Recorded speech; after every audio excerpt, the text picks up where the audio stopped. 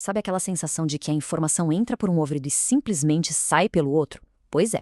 Hoje a gente vai explorar uma ferramenta muito poderosa para fazer o conhecimento realmente fixar, o mapa conceitual. Vamos começar com uma pergunta que todo mundo já se fez. Por que, mesmo depois de horas de estudo, parece que uma boa parte do conhecimento simplesmente some? Essa frustração, que é super comum, vai ser o nosso ponto de partida para encontrar um jeito melhor de aprender. A resposta, no fundo, está na forma como a gente aprende.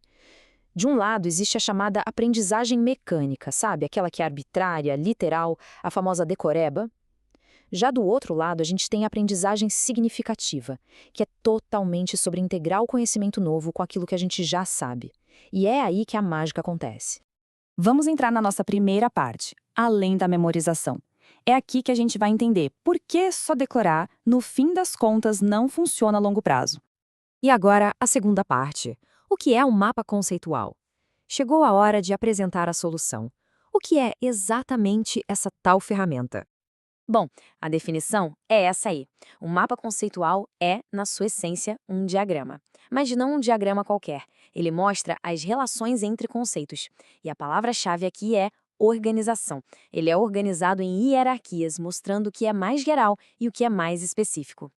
Mas aqui está o ponto central. Um mapa conceitual é muito mais do que um simples organograma. Ele não está ali só para organizar informações. Ele serve para representar o entendimento. É como se fosse uma foto de como os significados se conectam dentro da nossa mente. É bem comum confundir mapa conceitual com fluxograma, mas a diferença é fundamental. Um fluxograma mostra um processo, uma sequência com o começo, meio e fim. Já o mapa conceitual, ele foca nas relações, nas conexões entre as ideias, sem uma ordem de tempo obrigatória. Ah, e os mapas mentais também são diferentes. O mapa mental é mais solto, mais radial, parece um brainstorm visual. O mapa conceitual não, ele tem uma estrutura clara e hierárquica, com os conceitos mais amplos lá no topo e os mais específicos se ramificando para baixo. A estrutura aqui é super importante.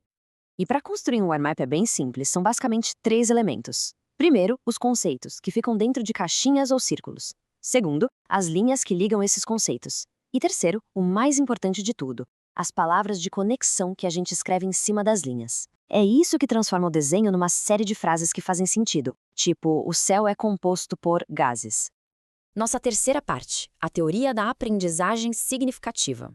Agora a gente vai mergulhar na ciência por trás dessa ferramenta para entender por que ela funciona tão bem.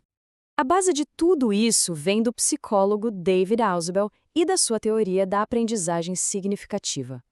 E o mais curioso é que o Ausubel nunca criou um mapa conceitual. Quem fez isso foi Joseph Novak, que se inspirou na teoria dele para desenvolver essa ferramenta e colocar as ideias em prática. Um conceito central na teoria de Ausubel tem um nome um pouco diferente: subsunsor. O que é isso? Pense numa âncora mental. É um conhecimento que já existe na nossa cabeça e que serve de base para ancorar e principalmente dar significado a uma informação nova. Aqui, a gente consegue ver esse processo acontecendo. Primeiro, a informação nova chega. Aí, ela se conecta, se ancora num conhecimento que já existe, no tal do subsunsor. Mas o passo mais incrível é o terceiro, a interação. O conhecimento novo e o antigo se modificam um ao outro e, com isso, a nossa estrutura de conhecimento cresce, fica mais rica. E esse processo tem nome, é a diferenciação progressiva. Conforme vamos aprendendo mais sobre um assunto, aqueles conceitos âncora, os subsunsores, vão ficando cada vez mais detalhados, mais elaborados. O nosso entendimento vai se aprofundando. E tem também a reconciliação integrativa. Sabe aquele momento, ahá, aquele estalo, quando a gente percebe que duas ideias que pareciam não ter nada a ver estão, na verdade, conectadas? É exatamente isso. É quando a nossa estrutura de conhecimento se reorganiza, formando uma compreensão muito mais coesa e integrada. Quarta parte, mapas em ação. A teoria é fantástica, mas e na prática? Como é que isso funciona? Vamos ver alguns exemplos. A verdade é que os mapas conceituais são super versáteis. Eles podem ser usados para analisar e planejar currículos escolares, podem ser uma técnica didática incrível para os professores, um recurso de estudo ativo para os alunos e até mesmo uma baita ferramenta de avaliação para entender o que o aluno realmente aprendeu. E não é só para matérias de exatas, não. Um mapa conceitual pode, por exemplo, desvendar a estrutura de um poema, como esse de Walt Whitman. Ele ajuda a conectar temas como alma, natureza, existência e revela um significado muito mais profundo. Ou que tal filosofia da ciência? Um mapa pode pegar as ideias complexas de um autor como Thomas Kuhn e destrinchar tudo, mostrando visualmente como um paradigma é desafiado por uma anomalia e pode levar a uma revolução científica. Ele realmente torna o abstrato em algo concreto. E para fechar, nossa quinta parte, aprender a aprender. Vamos falar um pouco sobre o potencial transformador que essa abordagem pode ter. E essa citação aqui é fundamental.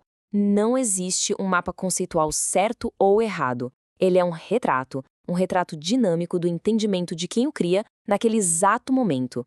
Conforme o aprendizado avança, o mapa evolui junto. Então, como começar? O processo é bem direto. Primeiro, liste os conceitos-chave sobre um assunto. Segundo, tente ordenar esses conceitos do mais geral para o mais específico.